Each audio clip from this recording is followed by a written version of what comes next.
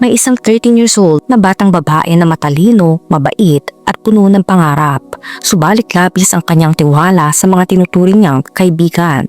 Isang araw naging biktima siya sa online world ng isang taong halang ang kaluluwa. Isang panlulokong nagdulot ng trahedya at nauwi sa pinakmanukot na wakas.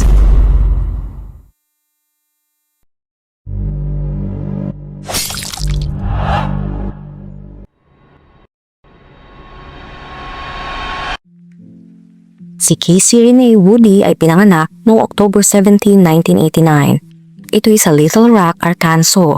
Anak siya ni na Christy at Ricky Woody. Siya ang bunso sa 3 magkakapatid at mahal siya ng kanyang mga kuya na sina Austin at Timothy. Pagkapanganak pa lang kay Casey, marami na siyang hinarap na pagsubok. Na-diagnose siya ng meconium aspiration syndrome. Isang kondisyon kung saan napunta ang meconium at amniotic fluid sa kanyang baga na maaring magdulot ng malubhang komplikasyon o maging sanhi ng kanyang pagkasawi. Pero matatag si Casey. Matapos ang ilang linggo ng Neonatal Intensive Care Unit or NICU, gumaling siya at nakauwi sa kanilang tahanan. Lumaki si Casey sa Holland, Arkansas, isang maliit at tahimik na bayan na may populasyon na wala pang 600 na katao. Simple ang buhay nila doon. Ang pamilya Woody ay nakatira sa isang bahay na sapat na para sa kanilang mga pangangailangan. Ngunit noong si Casey ay 7 years old, laganapang isang trahedya ang nagbago sa kanilang buhay. Noong 1997, habang pauwi sila mula sa laro ng baseball ng kanyang kapatid na si Tim, may mga kabayong biglang tumawid sa kalsada. Ang kanyang ama, si Ricky, hindi nakapagpreno at dahil sa lakas ng impact ng aksidente, nasawi ang kanyang ina, si Christy. Malalim ang naging epekto ng insidenteng ito kay Casey. Simula noon nagkaroon siya ng galit sa mga kabayo na sa kanyang isip ay naging dahilan ng pagkawala ng kanyang ina. Bihira niyang pag-usapan ito pero madalas niyang isipin na ang kanyang ina ay isang anghel na ngayon. Umaasa siya na balang araw ay makikita silang muli sa langit. Kahit sa kabila ng trahedya, lumaki si Casey bilang isang mabait at maaalalahaning bata. Medyo mahihain siya sa mga hindi niya kilala pero kapag naging komportable na siya, nagiging sobrang masayahin at palabiro. Sa Greenbrier Middle School, natuklasan niya ang kanyang hilig sa musika. Mahilig siyang kumanta at tumugtog ng saxophone. Sumali siya sa choir para mahasa ang kanyang talento at madalas magsulat ng tula sa kanyang mga libreng oras. Kilala si Casey sa kanilang paaralan dahil karamihan sa kanyang mga kaklase ay nakasama na niya mula pa noong kindergarten. Sikat din ang kanyang mga kuya sa sports, kaya madali siyang nakilala. Sa kabila ng pagiging 12 years old, mas mature si Casey kumpara sa mga kaedad niya. Isa siyang responsableng bata. Ang tatay niya, si Ricky, ay isang pulis at madalas nauuwi ng late. Kaya natutunan ni Casey na maging independent. Siya mismo ang gumagawa ng mga gawaing bahay tulad ng paglalaba, pagluluto at paggawa ng assignments nang hindi na kinakailangang palalahanan. Bagamat madalas na busy si Ricky, hindi palaging mag-isa si Casey. Kasama niya sa bahay ang kuya niyang si Tim at ang kaibigan nitong si Eric, na parehas nag-aaral sa University of Central Arkansas.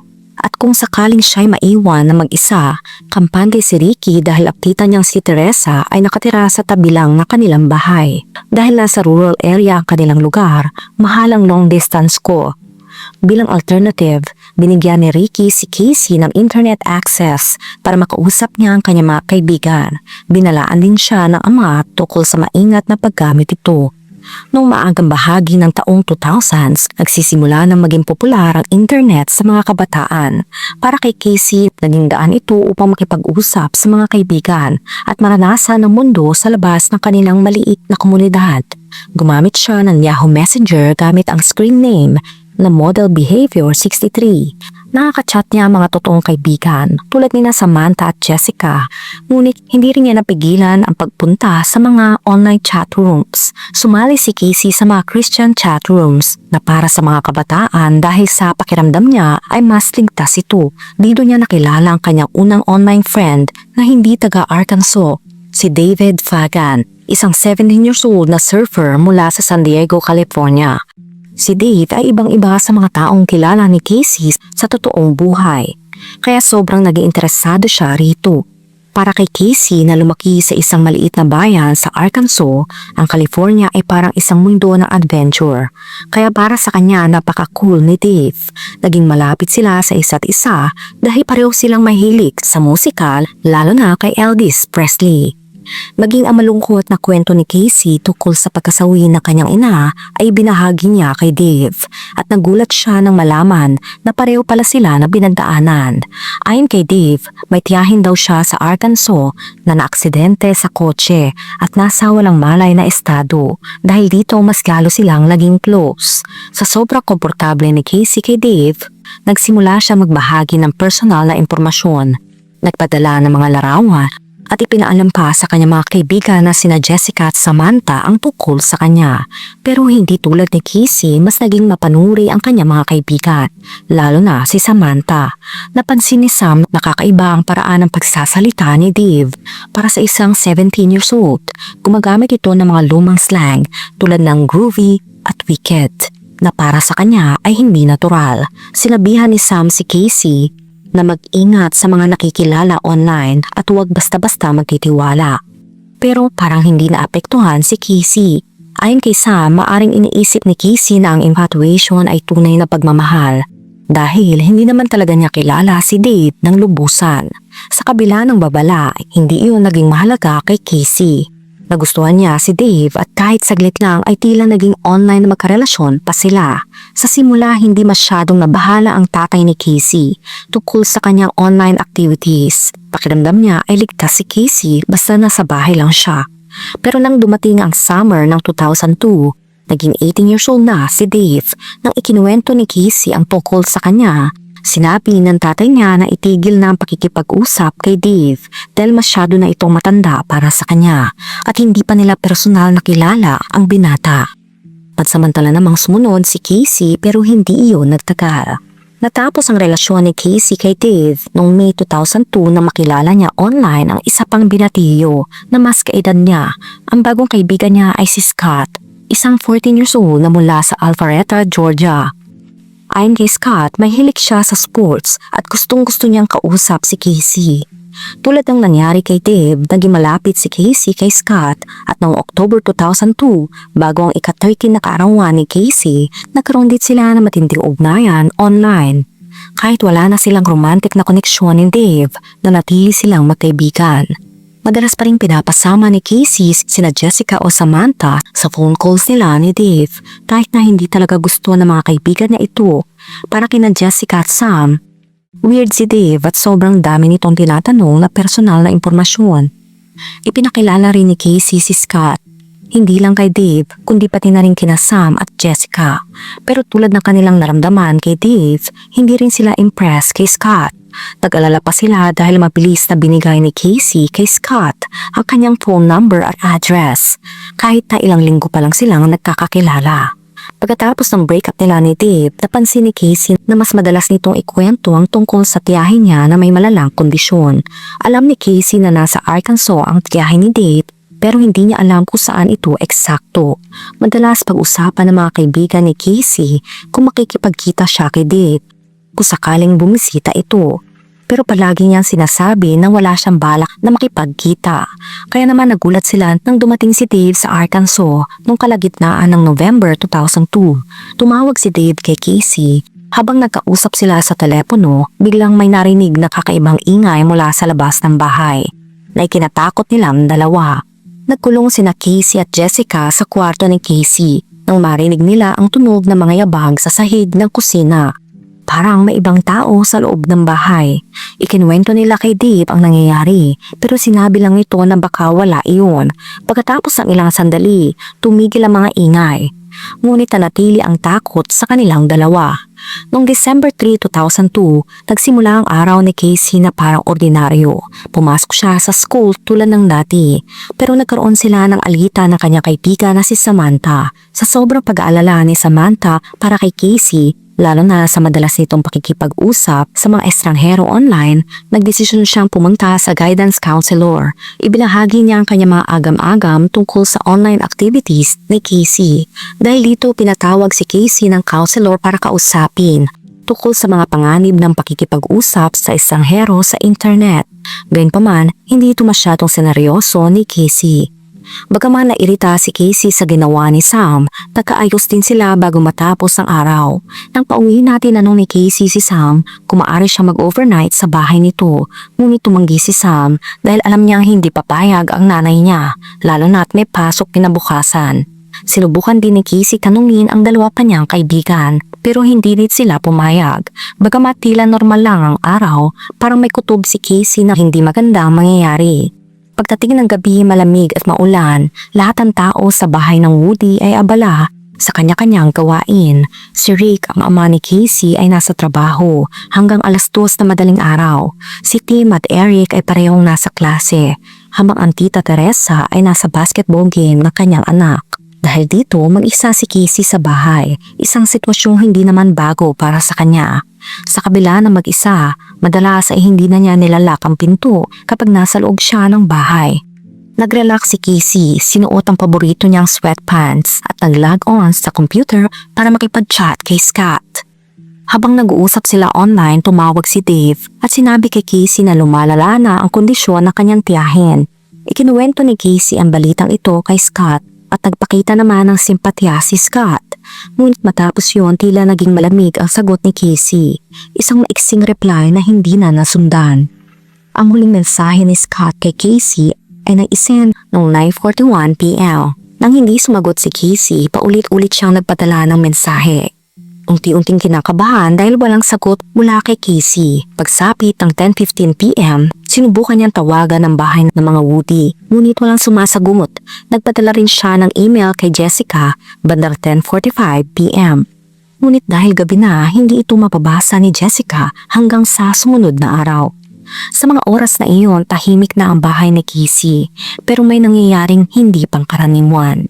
Bandang 10:17 p.m. nung gabi ng December 3, 2002, dumating si Eric sa bahay ng Woody at napansin niyang wala si Casey sa computer. Inisip niyang natutulog na ito kaya hindi na siya nag-alala. Nag-stay up pa siya ng kaunti, nanood ng TV at inasikaso ang mga kailangan niyang gawin. Bandang 11:30 p.m. pumunta siya sa laundry room at napansin na wala si Casey sa kwarto nito. Bagaman medyo kakaiba, hindi ito agad ikinabahala ni Eric dahil minsan ay nag-overnight si Casey sa bahay ng mga kaibigan nang hindi nagsasabi. Pagdating ni Tim, bandang 11:30 p.m., tinanong niya si Eric kung nasaan si Casey. Sinabi ni Eric na akala niya ay nasa bahay si Casey pero hindi niya ito makita. Dito nagsimula mag-alala si Tim. Mga 10 minutes pagkatapos, tinawagan niya ang kanilang ama na nasa trabaho pa nung mga oras na iyon. Nagulat ang ama sa balita. Huling beses silang nakausap ni Casey bandang 7 p.m. at wala namang problema noon. Hindi karaniwang umaalis si Casey nang hindi nagpapaalam. Kaya agad niyang sinabing maghanap ang magkapatid sa mga kaibigan ni Casey. Tumawag din si Rick sa sheriff's office dahil ramdam niya na may mali na. Si Tim ang unang sumubok maghanap kay Casey sa mga kaibigan nito at sa kanilang tita Teresa. Pero wala siyang natagpuan. Napansin din niya ang isang missed call mula sa isang numero sa Georgia na hindi karaniwan. Nang nakauwi ang ama, napansin niya agad ang mga senyales na posibleng pilit na pagpasok sa bahay. Naiwan sa upuan ang coat ni Casey. Ang mga sapatos niya ay nasa tabi ng computer. Pati na rin ang kanyang salamin na nakabaluktot na nasa sopa. Lalo pang nagpatingkad sa pangyayari ang tila may pilay nilang alagang aso. Nang dumating ang sheriff's deputy, kinumpirma nila ang mga hinala ng ama. Posibleng parasahang kinuha si Casey mula sa bahay. Bandang 12:24 a.m., pinagbigay alam sa mga law enforcement agencies ang insidente. Dineklara itong kaso ng nawawalang bata na pinaniniwala ang biktima ng pagdukot at sinimulan agad ang masusing investigasyon. Habang patuloy ang investigasyon sa pagkawala ni Casey, nadiskubre ni Eric na naka-open ang chat log sa computer ni Casey. Agad niyang tinawagan si Scott upang alamin kung may alam ito tungkol sa nangyari. Bagaman walang impormasyon si Scott tungkol sa kinaroroonan ni Casey, nakumpirma naman ni Eric ang tunay na pagkakakilanlan ng binata. Sa proseso natuklasan din nila na si Dave ang huling nakausap ni Casey sa telepono bago siya nawala. Di nagtagal nagsimula na maglibot ang mga investigador sa paligid. Tinanong ang mga kapitbahay at hinalughog ang gubat. Kasama ng mga pulis ang maraming volunteers sa kanilang paghahanap. Ngunit sa kabila ng pagsisikap, wala silang nahanap na konkretong ebidensya. Umaga ng December 4, iniulat ng media ang pagkawala ni Casey at ang posibilidad na siya ay dinukot na nagdala ng mas malawak na atensyon sa kaso. Pumunta ang pulis sa school ni Casey upang tanungin sina Jessica at Samantha, ang matatalik niyang kaibigan, para makuha ang anumang impormasyon na maaring makatulong. Ayon kina Jess at Sam, tila may kinalaman si Scott dahil ibinabahagi ni Casey ang lahat dito. Ngunit matapos sa kanilang interview, bigla nilang naalala na hindi nila nabanggit ang tungkol kay Deeth. Habang naghahanda ang mga kaibigan ni Casey na magsulat ng liham para ibigay sa pulisya tungkol kay Deeth, hindi nila alam na nasa radar na ito ng mga investigador. Sa pagsusuri ng computer ni Casey, nakita nila ang profile ni Deeth at sa kanilang pagtuklas, nalaman nilang hindi siya ang sinasabi niyang siya. Ang Dave na nakilala ni Casey online ay si David Fuller, isang 47 years old na lalaki na mula sa California, malayo sa imahe ng isang 17 years old na surfer boy na ipinakita niya sa internet. Siya ay payat, kalbo at nasa proseso ng hiwalayan sa kanyang pangalawang asawa. Mayroon siyang 2 anak, isang 11 years old na lalaki at isang 7 years old na babae. Bagaman lumaki siya sa isang reliyosong pamilyang Mormon, na may mga kapatid na matagumpay sa kanilang larangan, si David ay naiiba. Hindi siya naging magaling sa eskwela, hindi aktibo sa relihiyon at napariwara sa buhay dahil sa masamang impluensya. Sa mga nakalap na ebidensya mula sa kwarto ni Casey, nakitang ilang piraso ng papel na may nakasulat na mga pangalan. Casey Renee Woody loves David Leslie Fagan at Casey Renee Woody loves Scott G. Ito ang nagbigay ng direksyon sa mga pulis upang tignan ng mas malalim ang relasyon ni Casey sa 2 taong ito. Habang lumalalim ang investigasyon, naging malinaw na ang online persona ni David Fuller bilang Dave ay bahagi ng isang mas masalimuot at mapanganib na panluloko na nagdala sa pagkawala ni Casey. Sa patuloy na investigasyon sa pagkawala ni Casey Woody, natuklasan ng mga pulis ang ilang mahalagang detalye tungkol kay David Fuller. Ang lalaking nagtatago sa pangalang Dave, sa kabila ng pagiging lihim ni David sa mga nakaraan niyang relasyon at buhay, nagsimula na magka-interes sa mga investigador sa kanyang galaw mula nang makita ang ilang koneksyon na nauugnay sa pagkawala ni Casey. Si David bilang isang batang lalaki na hindi naging matagumpay sa kanyang edukasyon at hindi aktibo sa reliyosong buhay ng pamilya, mas pinili ni David na mapasama sa mga banda at magsimula ng pamilya ng maaga. Gayunpaman, hindi naging maayos sa kanyang unang kasal at matapos ito ay nagpakasal siyang muli sa pangalawang asawa. Ginugol nila ang kanilang buhay sa iba't ibang estado mula Mississippi hanggang California. Sa kabila ng panlabas sa itsura ng normal na buhay, nagkaroon siya ng maraming lihim sa kanyang asawa at sa bandang taong 2001, nagdesisyon ang kanyang asawa na makipaghiwalay dahil sa pagiging mainitin ng kanyang ulo at pagiging malihim sa mga personal na bagay. Noong taong 2002, naging mas malihim si David. Nagsimula na rin siya magtagal sa computer at magkaroon ng mga pribadong mga tawag tuwing gabi. Noong December 4, nagsimula ang paghahanap ng mga pulis sa mga lokal na motel sa Conway, Arkansas, kung saan maaari nila matrace si David gamit ang pangalan o impormasyon ng kanyang pinagmulan sa California. Matapos ang ilang minuto, natuklasan nilang nakatira nga si David sa Motel 6 sa Conway mula noong December 2 gamit ang kanyang tunay na pangalan at nakatakdang manatili hanggang December 7.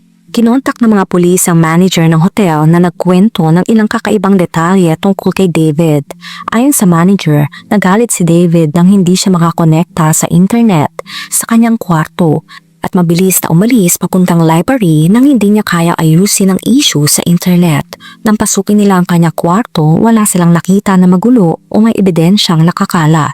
Ngunit naroon ang laptop ni David, maayos na bagahe at hindi nagalaw na kama. Habang naghahanap pa sila ng iba pang lead, may mga pulis na naiwan sa motel upang magbantay at tiyaking hindi makakalabas si David. Isa sa mga lead ay ang kalapit na rental business para sa mga sasakyan. Dito nakakuha ang mga investigador ng impormasyon tungkol sa isang kakaibang transaksyon. Isang empleyado ng rental business ang nakapagbigay ng detalye sa isang lalaki na nagngangalang David na nagrenta ng isang silver Dodge Caravan noong December 2 para sa isang linggo. Ang empleyado ay nakapansin na kakaibang kilos ni David. na magparehistro siya at isinulat ang kanyang impormasyon pati na ang numero ng telepono. Ang mga detalyeng ito ay patuloy na nagbigay ng mga pahiwatig at koneksyon na tumutok sa tunay na pagkakakilanlan ni David Fuller at ang kanyang mga galaw na maari may kinalaman sa pagkawala ni Casey. Kinolekta ng mga investigador ang numero ng telepono at kinimpera ito sa mga tawag na nakarecord sa telepono ng pamilya Woody. Nang mag-match ito, lalong nagpatibay ang kanilang hinala na si Dave nga ang taong kanilang hinahanap. Ipinagalat nila ang mga detalye ng minivan pati na ang mga larawan ni David. Kasabay nito, ipinasa nila ang mga dokumento ng car rental na nagbigay ng impormasyon sa kanyang credit card at nag-request sila ng records. Sa mga ito natuklasan na noong nakaraang buwan, nagrenta si David ng isang storage unit sa Conway, Arkansas. Agad nilang napagtanto na maaring dito itinago si Casey at hindi na kailangan pa maghintay sa isang motel. Dahil dito nagbago ang kanilang plano at nagtungo sila sa storage unit. Umaasang makikita si Casey na ligtas at hindi nasaktan. Dumating sila sa unit bandang 5 p.m. at sinamahan sila ng mga may-ari patungo sa tamang unit. Na makarating sila napansin nilang sarado ang pinto, ngunit hindi ito nakalak. Kaya't iniisip ng mga investigador na baka nagmamadaling umalis si David. Nang buksan nila ang pinto, nagulat sila na makita ang minivan ni David at umaandar pa ang makina. Nang pumasok ang lead investigator sa storage unit, narinig nilang isang putok mula sa loob. Agad silang tumawag ng backup at sinubukang hikayatin si David na lumabas. Ngunit walang sumagot. Bandang 8:30 p.m., pinayagan silang pumasok at sa likod ng minivan natagpuan nila ang katawan ni David. Voluntary niyang tinapos ang kanyang sarili. Sa kabilang bahagi ng van, nakita ang katawan ni Casey at ito'y nakagapos. Kinilala si David batay sa kanyang driver's license. Sa eksena natagpuan ang kalahating bote ng chemical at isang piraso ng basahan na nakalagay sa ulo ni Casey. Ayon sa mga investigador, dinukot ni David si Casey noong December 3 at agad siyang dinala sa storage unit kung saan siya natagpuan hanggang sa dumating ang mga pulis. Batay sa security footage ng storage facility, dumating si David sa unit bandang 10:15 p.m. Ipinakita rin sa mga records na umalis si David mula sa unit noong December 4. Nagpunta sa isang malapit na tindahan matapos ang 7 a.m. at mabilis ding bumalik sa unit. Pinaniniwalaan ng mga pulis na naghintay si David sa loob ng unit. Nagpalipas ng oras hanggang sa magdilim bago niya subukang lumabas ng palihim. Ayon sa autopsy kay Casey, nasawi siya dahil sa tama ng armas at siya ay inabuso. Dahil sa chloroform, hindi tiyak ang oras ng kanyang pagkasawi. Ngunit pinaniniwalaang nawalan siya ng malay mula nang dukutin siya hanggang sa pumanaw. Matapos sa mga natuklasan, isinagawa ang isang masusing paghahanap sa apartment at mga computer ni David. Dito napag-alaman na hindi ito ang unang pagkakataon na bumisita si David sa Arkansas. Noong October, nagpunta siya sa lugar upang mag-scout at mangalap ng impormasyon tungkol sa pamilya ni Casey. Sa apartment ni David, natagpuan ang isang koleksyon ng mga larawan ni Casey at ng kanyang mga kaibigan, kabilang sina Jessica at Samantha. Sa kanyang messenger account, natuklasan ang listahan ng mga kabataan mula sa iba't ibang bahagi ng bansa. Regular si David na nakikibahagi sa mga teen chat room at may mga palatandaan na siya ay nagsasagawa ng mga mapanganib na pag-uugali at nakikipag-ugnayan sa 3 batang babae na kasing edad ni Casey. Ipinasa rin ang kanyang DNA upang tiyakin kung may connection siya sa iba pang mga hindi pa nalulutas na kaso, ngunit walang nag-match. Ang komunidad ay labis na nagdadalamhati sa pagkawala ni Casey at nahirapan ang mga kaklase niya mag-move on mula sa trahedya. Si Casey ay inilibing noong December 8, 2002 sa Crossroads Cemetery sa Arkansas. Dito nagdalama ang kaibigan ni Casey ng mga dilaw na rosas, ang kanyang paboritong bulaklak at mga sulat na personal na isinulat para sa kanya. Bilang pag-alala kay Casey, nagtatag si Rick Woody ng isang non-profit organization na tinatawag na Casey Woody Foundation. Layunin ng foundation na ibahagi ang kwento ni Casey at magbigay ng edukasyon tungkol sa kahalagahan ng kaligtasan sa internet upang maprotektahan ng mga kabataan mula sa mga panganib online. Nakagawa rin si Casey ng tula na pinamagatang I Am an Angel na nailathala ng Society of Young Poets. Ang tula ay naglalarawan ng kanyang malambot na puso at ang kanyang pagnanais na makatagpo ng isang perpektong batang lalaki na magiging kanya balang araw.